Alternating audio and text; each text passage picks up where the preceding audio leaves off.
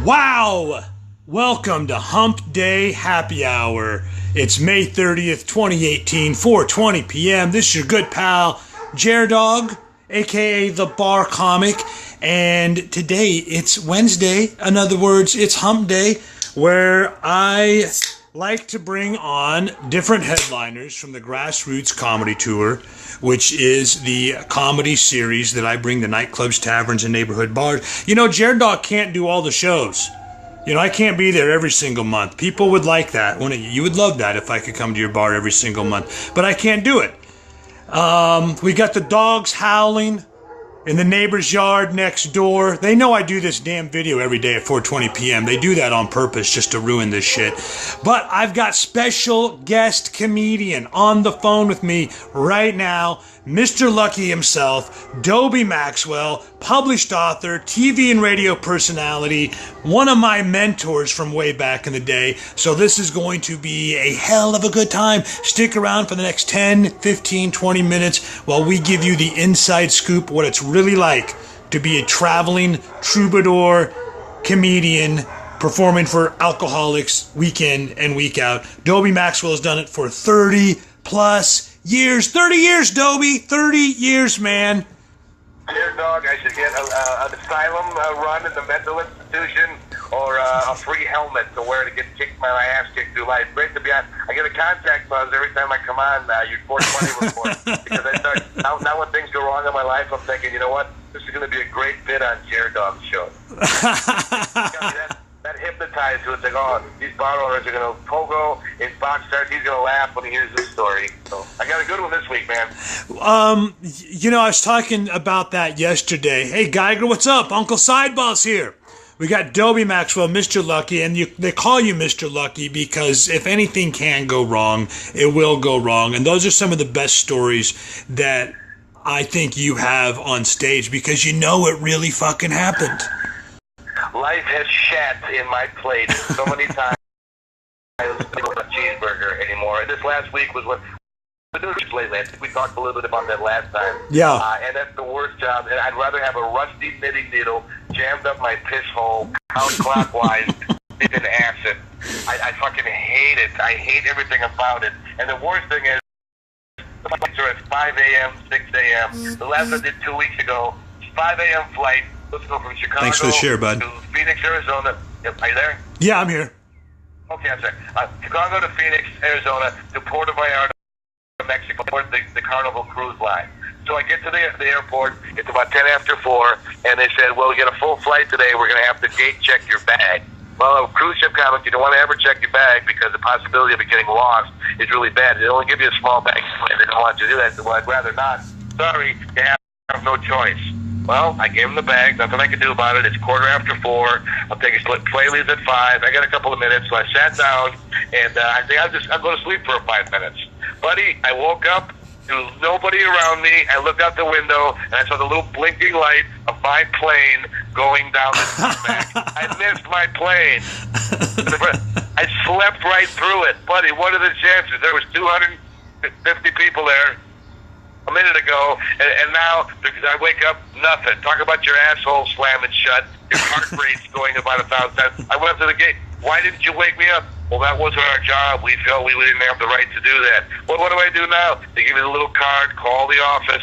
Well, there's no other plane to get on, so now I got to call the cruise ship and admit that I'm a moron and an idiot. And the cruise ship's got 100 comedians a week to book. I'm sure that's happened before. I didn't pry, but I'm sure it has. I said, look, I missed the flight. I'm very sorry. I was at the gate. I fell asleep.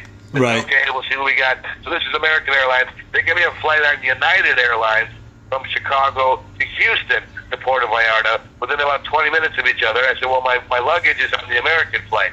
No problem. Puerto Vallarta is a small airport. Just walk over, get your bag, and the ship will leave about 45 minutes after you get there.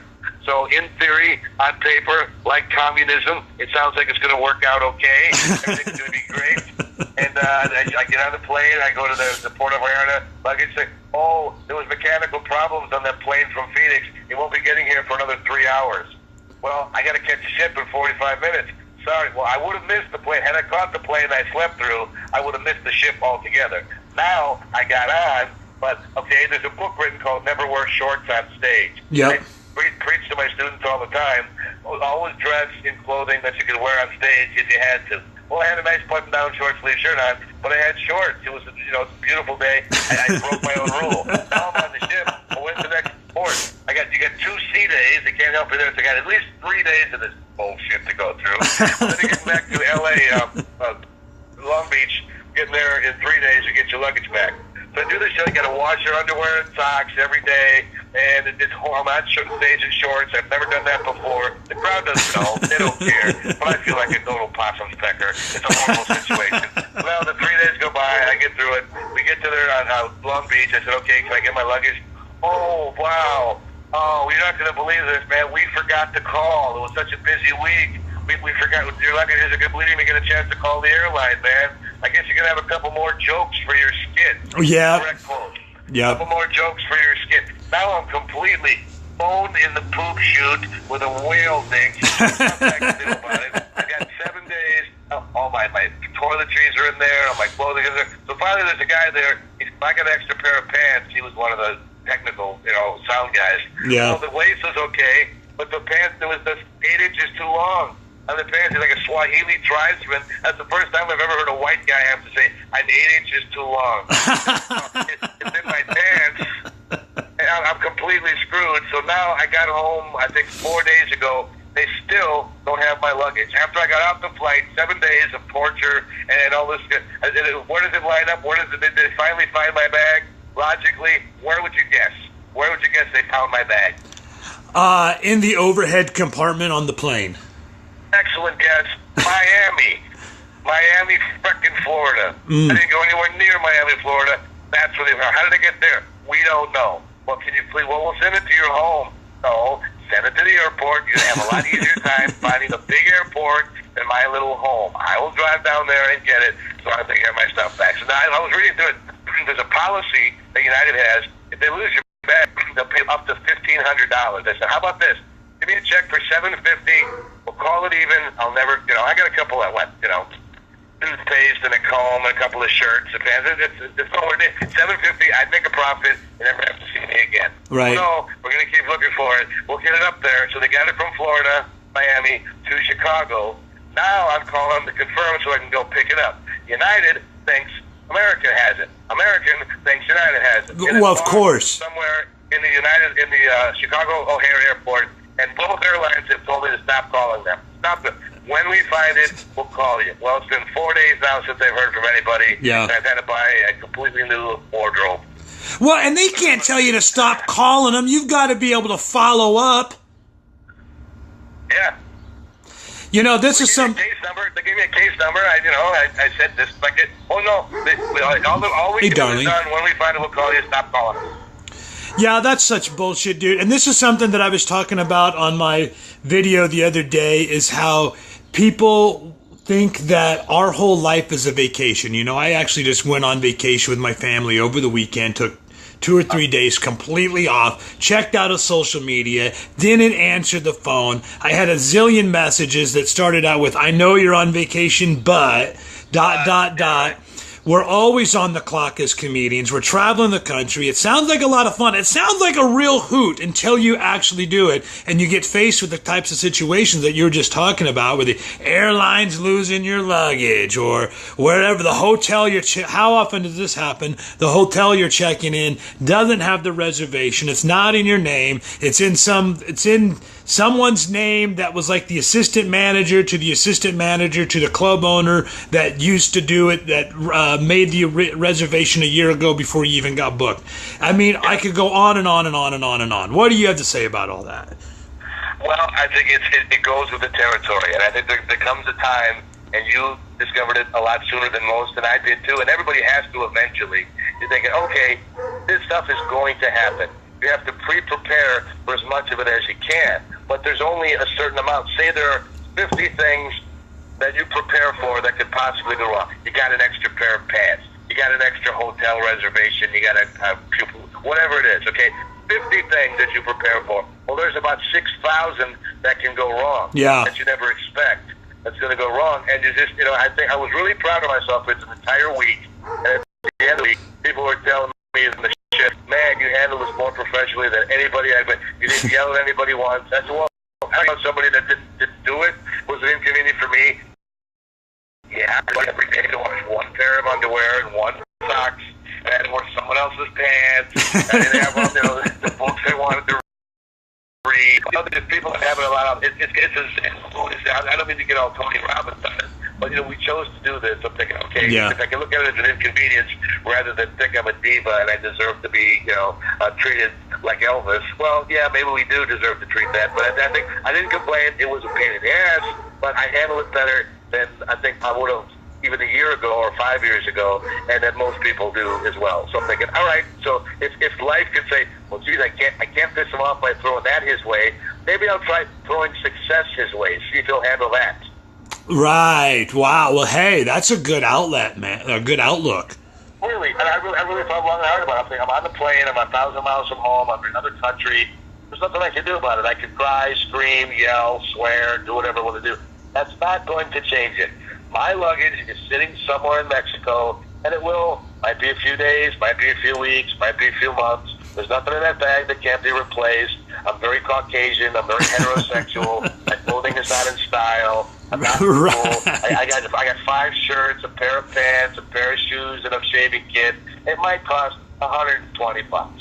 Yeah. But if my life boils down to $120, I can replace that. So we're cool. And I will say this also: I really focus on my shows on the ship. I close the stuff I would normally open with. I open with stuff I would normally close with, because I'm thinking the whole time, these people don't know.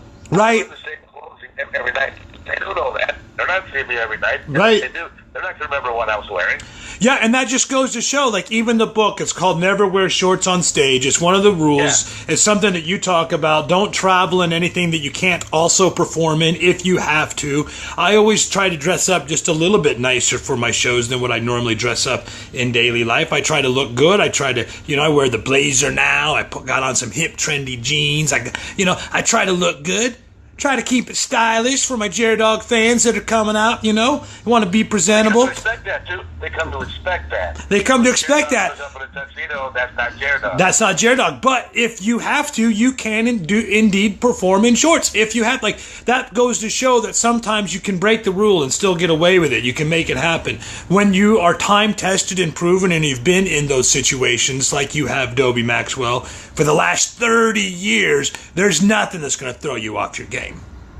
No, but there still comes a time when even after 30 years or whatever it is, you think 10 years or 20, whatever the magic number that you think it is at the time, someone will come totally out of the blue, hit you right square in the nuts with no protection, and you're down there quivering like a little schoolgirl. And it's like, okay, well, I guess I have more lessons to learn. That's true. It's a constantly peeling onion, and it took me maybe it took me 30 years. I'm not saying I won't ever get pissed off again, but to be able to come through this week, I was very proud of myself. I'm thinking, okay, maybe I am making some progress after all. Absolutely. Hey, right now, guys, I've got Darlene Cremoti. She says, hey, guys, Darlene is the owner-operator of the Uptown Bar and Cafe in Crystal, Michigan, where Dobie Maxwell, grassroots comedy tour superstar and comedy legend, will be headlining this Friday night, June 1st. I will also be there as a special guest host. So Michigan fans, friends, and followers, make sure you spread the word and let everybody know that Dobie Maxwell and the mighty jer-dog sharing the stage on one show. It's had to have been at least 10 or 12 years since you've got this. This is like the Beatles and the Rolling Stones getting together, man. I don't remember the last time they were. I'm looking forward to it. It's a pleasant surprise to me, man. I know. We got to get a big crowd in there, guys, because you're going to get one hell of a show. Between the two of us, we're going to blow the doors off the fucking place. And Dobie has been traveling the world doing shows on cruise ships where, like he just talked about, everyone has to be different. They don't know what your act is, what it isn't. And he's been working really hard on new, fresh material. Opening with things that he normally closes with, closing with things that he normally opens with. And I like that exercise, dude, because it also will make you flip-flop a lot of your other bits that are in the middle. And then I find that when I do that, I come up with extra punchlines and callbacks and tags and other references that I normally would not have discovered just because I stuck to the script. Plus, it's not only that, which is right, it's absolutely dead on. It's also a way for us to, as performers, sometimes to get a little tired of your act. If you're doing it in a different order, you got to keep more attention paid to it, man, so you don't go off the track. So we automatically give a better show. And I will say this: last time I was in Crystal, Michigan, I'll be honest with you, I had never heard of Crystal, Michigan before.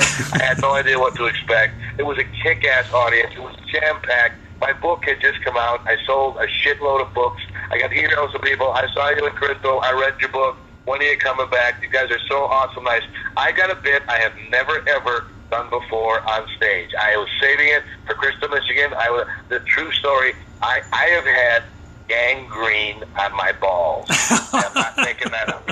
How many times have you wished somebody cut you off in traffic? I hope you get gangrene on your balls. I had gangrene on my balls, and I had to get an operation. I almost lost my plummet, man. I was diagnosed with type 2 diabetes in 2011, and the doctor comes in and says, you have gangrene on your testicles. If we don't get to this in the next 8 hours, you're going to lose your genitals. That will get your attention when you're eating your Jell-O in your hospital bed. No shit. And people say, how can you be a comedian and talk about gangrene on your balls and make it funny? Well, if you come to Crystal, Michigan, you're going to see. Because I had a lot of time on the ship and a lot of alone time to sit there and work this bit out. And I know there are funny things that happen to it. And I know it's going to rock it. And I could not think of a better place to do it than with you this coming Friday night, brother. Oh, hell yeah, man. It's going to be so fun. This Friday night, June 1st, Crystal, Michigan, at the Uptown Bar and Cafe.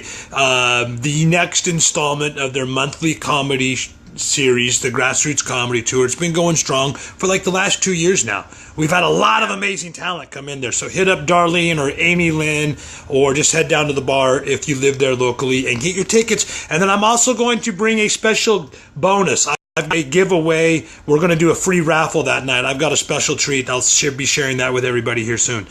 Or I'll put it. So, hey, man, before I let you go, I know your time is valuable and precious these days. You're a busy man. You've got the cruise ship tour.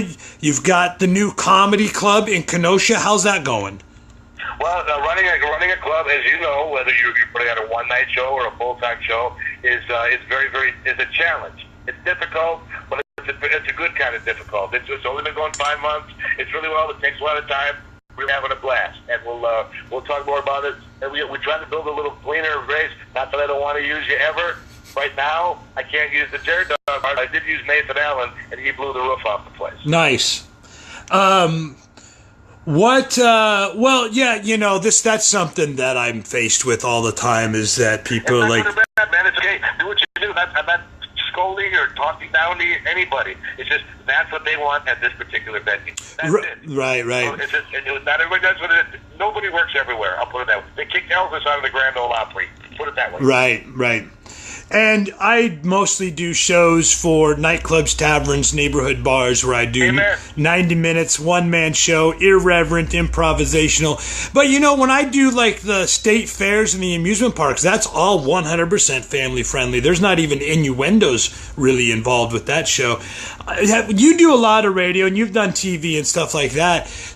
One of the things that I do get pigeonholed in is that I'm going to be the dirty, raunchy guy, but a lot of times that's only because 90% of the gigs, that's what they want. If I got to go on the radio or do TV, or if I'm doing the family-friendly shows like the Wild West show at the amusement parks and state fairs, I know how to do that too. Don't you think, like, you know, like there are times Chris Rock is dirty when he's doing his concert, but he was clean when he did Letterman. Absolutely true. And again, I'm not... Do what you do, but if you get branded and that's what people know you for and that's what pays you, stay there. You know, if you get an extra gig, that's fine, take the money. But I would say just go with who likes you, man. There's 6 billion people in the world. All you got to find is 100,000 that think what you do. Yeah. I would say don't force it. Do what you do, whatever that is. Clean, dirty, whatever it is, do what you do. Yeah, absolutely. Be yourself 100% to the hilt. Unless you're Roseanne, and then you might want to shut the fuck up on Twitter. Well, what a dumbass. That's her own fault. I mean, she should have known that. I don't feel sorry for her. Stupid move on her part. No, absolutely. And not to mention that when you have a show going like that, it's not just you doing your one-person show touring the country. She's responsible for the jobs of people that are running the camera, the lights, that are doing the catering, all the other extras and actors that are on the show as well. It's the Roseanne show, but it's not just the Roseanne show. You know, so, and if they all lost their jobs as well because of that stupid bullshit. What do you think about that? What do you think in terms of someone doing politics or even broaching sensitive subject matter, let alone distasteful shit that's going to be offensive? This is what gets me, Dobie, about shock comics. They want to be shocking, but then they're shocked when their audience is shocked. Right. You know what I mean? They're always like, well, I can't believe people are so sensitive. You knew what you were saying was shocking. Yeah. And there's nothing funny in it. If it's shocking and funny, okay, maybe it might smooth it over a little bit. You got to know that in this day and age, it's totally out of control of political correctness. And you're one of the few other guys, that's why I respect you so much. You understand that you are a product on stage. It's not jer-dog or Jeremy Danley on stage. It is the show that you are creating, the character that you're creating. Me too. I'm selling a product here. And if those people want to buy a certain thing, I'm not going to go up there and shock them and just to try to you know, why would you? I always thought, like, you know, in school, they play pranks, you know, like in gym class or shop class. They get, like, the bar really hot, and they'll tell the freshman, you know, go pick up that, and then he burns all the skin off the palm of his hand. And I think that kind of shit's funny. You know, so what's funny if it isn't you? Right. I thought, you know what, I was hired to be a comedian. That's all I'm interested in, is getting laughs. I don't want to shock people. That's not what I particularly do. But you know what? 99% of the places I work want me back. And I'm not going to come back unless they pay me. And they do pay me. And the same with you. You're setting up your own individual network, going around all the bookers because you want to get paid. You have a family to feed. That vacation you took was not free. Right. I get it. Well, most of those guys think it's, they make the mistake of thinking that these people are here to see me. No, they're here to see a show. You were hired to do it. Do your show. You were a nameless, faceless asshole. You're a mercenary. Doesn't mean you're a bad person. But, you know, do you really want to know the name of the guy that baked your pizza? Fuck you. I want a pizza. I don't care who baked it. Right. You know, take a picture of a selfie of him, you know, playing with his balls while he's making my pizza. That would shock the hell out of me. I don't know if I'd eat the pizza. But I know I wouldn't go back to that place and order another one. Well, and I know that I do a lot of shocking stuff. I know that a lot of times the material that I do, it's deliberately constructed in order to push people's buttons a little bit. But that's because I like to pull them out of their normal state of just going through life in this sort of self-hypnosis, boring, blah, blah, blah, milquetoast, mainstream bullshit that you get on television. You know, you can do shocking and crazy stuff, and a lot of times it's only shocking and crazy to certain types of people. Other types of people, they get off on it and they love it. I like to only do it if, number one, if it's totally how I really feel, or if it's just a good joke that I know is going to push people's buttons just for the sake of being shocking. And I know going in that that's probably going to piss some people off, but it's also probably going to make some people absolutely freaking love it. And then they're going to be your buyers of CDs and t-shirts and things like that, and be your Facebook fans and followers and buy tickets to future shows. At the same time, you don't want to get up there and just be shocking and offensive just for the sake of being shocking and offensive. That shit with Roseanne, and it's the same thing with Kathy Griffin when she did that thing of like holding up Donald Trump's severed head. They're only doing it. There is no joke. They're only doing it for the sake of being shocking and offensive. That fucking shit that Roseanne wrote on Twitter, that was like an old hack bit. That's like an old thing, like what a hack comic says when they're trying to work the crowd. You know what I mean? It's not even, there's no joke there. It's not even funny. So they're just being distasteful just for the sake of being distasteful. There is no real strategy behind it. And I don't feel the least bit sorry for her either.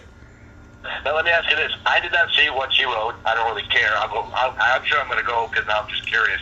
But who was it meant for? Was it meant for the public? A public tweet? Was it meant for somebody that was just a friend of hers or someone she didn't like? I didn't hear the whole scenario. I'm sorry. From what I understand, it was meant as a public tweet. It was immediately, or 30 minutes later, from what I understand, it was deleted. And the joke was about somebody who I didn't even know who the person was. Somebody that's high-ranking politician who is black, And the joke was she looks like Muslim Brotherhood had sex with, or had a baby with Planet of the Apes, or something along those. But you know that old joke. You look like so-and-so fucked so-and-so. You know, like, there's a big-nosed guy with a ponytail in the front row. You say, oh, you look like Steven Seagal fucked the Penguin from Batman. You know the premise that I'm going with. Yeah, it's a very overused one at that. So it's an overused premise, and then she goes on Twitter with that shit, and then makes it about something racial, and then talks about how it's a freedom of speech issue. It's not a fucking freedom of speech issue. It's just bad comedy. Well, you got to know anybody, even if there's foreigners listening too. The sensitivity of anything racial now is just not. Why even go there? There's no joke that has ever been written that's going to go over the wall. He said something offensive, but it was a funny joke. It doesn't exist. You are asking to blow your pisser off. You're just asking to just kill yourself. Don't go near it, or else accept the consequences. And with that much at stake, why would you do that? Roseanne, her show's back, like you said, you got a whole staff of people. No one's seen her in 20 years. Shut up, do the show, count the money, and live, have a career. Now she'll be a bitter, pissed off old witch the rest of her life, and rightfully so. She deserves it. Well, it's the same thing as like what Michael Richards did way back in the day, if you remember that one. That one I remember, Yeah. So it's the same type of thing. And then, you get run out of the business. It just doesn't even make good business sense. As whether you're a performer or whether you're the producer of the show. It just does not make good. It's just bad comedy. That's really what they're guilty of. They're really just guilty of not being funny. And they think that they matter. They read press clippings. I must be important. I can say whatever I want to. I've had success for all these years, so I must be as good as everybody tells me I am. I hope I never get to that point. I've never had that pesky success to have to worry about going to my head. I've always had the pay my bills this month mentality. But it does keep you humble, and it does keep your editor on. Yes, we've all said stupid things. I don't tweet that much. I'm sure I probably tweeted some stupid things. Oh, for sure. That could be said. Oh my God, not that. I want to eat. I want to get bookings next week. Yep, for sure. And likewise, I've done and said stupid stuff on these Facebook Live videos, like just look what we're doing right now. But here's the other thing. You know where it's coming from. You know that it's coming from a source of positivity. You know it's coming from a source of just genuinely wanting to make people laugh. And there's a little bit of a twinkle in the eye, a little bit of a shit-eating grin that lets people know that they're in on a joke. You can't get that with just a tweet. You can't get vocal tonality. You can't get facial expressions. You can't get a lot of that stuff. It's just better to stay off of anything that's remotely sensitive that's going to piss people off. Unless you're doing it deliberately and you don't have to worry about a whole bunch of people's livelihoods on the line because you offended half your audience, or you offended the people that are writing your paycheck that then pull the plug on your show. Yeah. It's just retarded. And that's probably one of those. See, sometimes you just say things in an old school way and it just slips out. You know what I mean? But when I say, I gotta let you go. I'm really sorry, but this week I am up to my nuts here. It's stuff to do. I'll continue this anytime you want to, but right now I gotta respectfully say goodbye. Okay, hey, that's Dobie Maxwell. Thanks a lot for being here.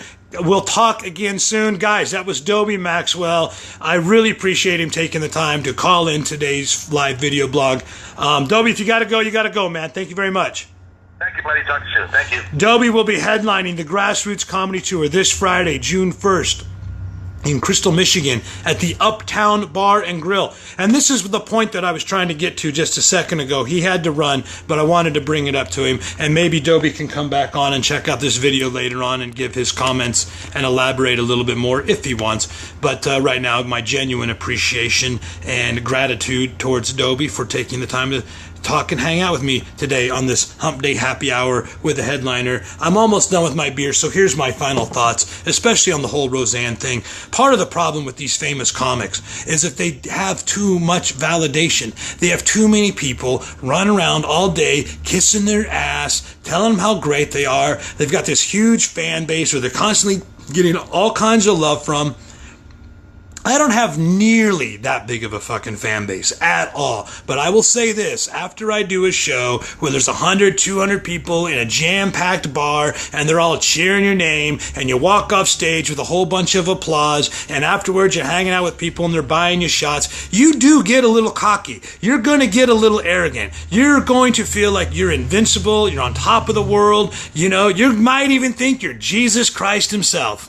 You know what I'm saying? You're going to think you're immortal. You're going to think you can do no wrong. And there are many times when I have said and acted like a total douchebag asshole because I just got too cocky. My ego got too big. I could barely fit my head in my own hat. That shit is going to happen. I can only imagine if you've got millions and millions and millions of people who are your fans watching your show every single week, not just like the, 100, 200 people that you have watching your daily live video blogs on Facebook with your camera phone, but, millions of people on a network television show. You're going to feel a little bit cocky. You're going to feel like you're on top of the world. You can say and do anything and get away with it, and there's no accountability. And I think that's part of the problem. These famous comics that are on television shows week in and week out, whether they're on Twitter saying stupid shit, distasteful stuff, offensive stuff, racist shit, getting blacklisted from the industry, getting their show pulled,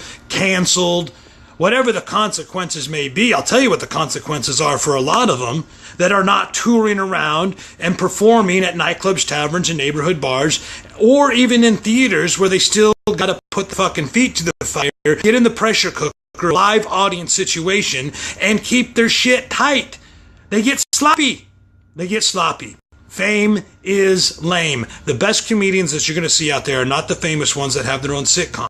The best comedians that you're going to see week in and week out are the ones that are not famous, that are traveling troubadour, working road pros, that go through the bullshit and grind of traveling the country, losing luggage, hotel reservations are missing, etc., etc., etc. Driving 12 hours through a blizzard to perform for 12 rednecks in the Michigan UP. When you do that kind of stuff 100 to 150 nights a year, your shit is going to be tight. You know exactly what you're talking about. You know exactly how to get the job done. And you're going to deliver the goods as expected and promised. Even if it's only for 100 people, 200 people, they're going to freaking love it. Just like Dobie Maxwell will be blowing the doors off the place this Friday night, June 1st, at the Uptown Bar in Crystal, Michigan. I will be there as well as a special guest host. This is going to be like the first time in over 10 years where I got to share the stage with one of my comedy mentors from back in the day when I first moved to Chicago. Dobie helped me out a lot, gave me a lot of great advice, and I was able to escalate my career very, very, very fucking quickly compared to a lot of guys out there that are working really hard, and they just haven't had some of the lucky breaks that I've had. And one of those lucky breaks was that I was able to meet Dobie very early on, 2002, 2003, when I first moved to Chicago, and I needed some help, and he was there to give it to me. He was very generous and gracious with his time, just like he was today on the live video blog, 420 Report. I'll be back tomorrow. Thank you guys, everybody, for being here. Diane says, jer-dog, I think you're awesome. Thanks, Diane. Tom Peterson with the thumbs up. Tom Peterson, another. See, this is what I'm talking about. This is a blue-collar guy, works hard, plays hard. He wants to go out to a comedy show on the weekend, forget about all the bullshit in life. That's what it's all about. We're not there to piss people off. We're not there to be offensive. We're not there to get all political and try to indoctrinate you in some way of thinking. We're just there to make you laugh, to help you forget about the stresses of your life, the boss that's pissing you off at your job, your kids, maybe your ex-wife or your ex-husband's giving you some shit, whatever the case may be. If you are bored, burned out, stressed out, or pissed off, get yourself to a comedy show this weekend, no matter what part of the country you live in. But if you live in Michigan, make sure to head to Crystal. It's just north of Lansing, about an hour. The Uptown Bar and Cafe with Dobie Maxwell, Grassroots Comedy Tour superstar, and myself as the guest host. It's going to be so fun.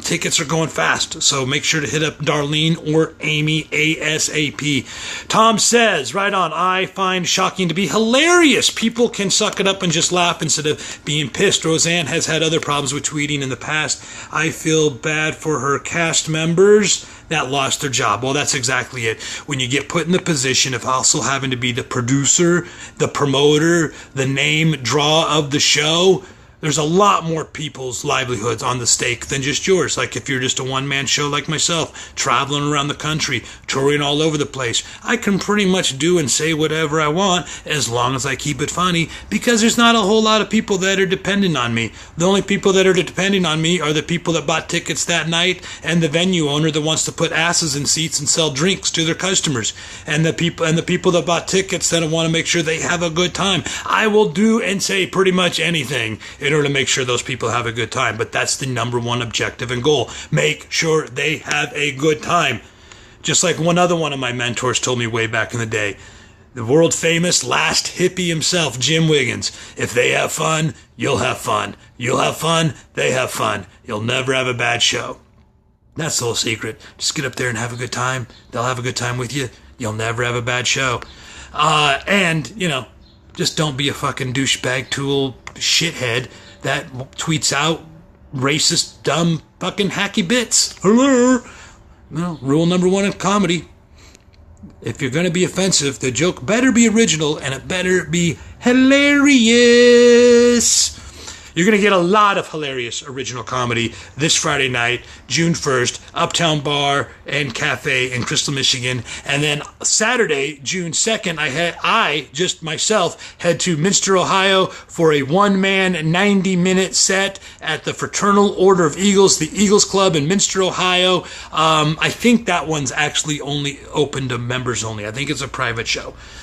If there are tickets available, I'll put the link in the description above or the comments below. And of course, if you want to get jer-dog's comedy for free, not only can you tune in and listen to my live video blogs, the 420 Report every day, where I give you the lowdown, tour dates and insights, comedy philosophy, bring on other comedians and talk their shit, blah, blah, blah, blah, blah, blah, blah, every day, 4:20 p.m. or as close as possible. But you can also go to barcomic.com, and get my CD, Totally Baked, totally free. Thank you guys, everybody, for being here today that commented and hit the share button. Bud and Tom and Diane, Brenda, what's up?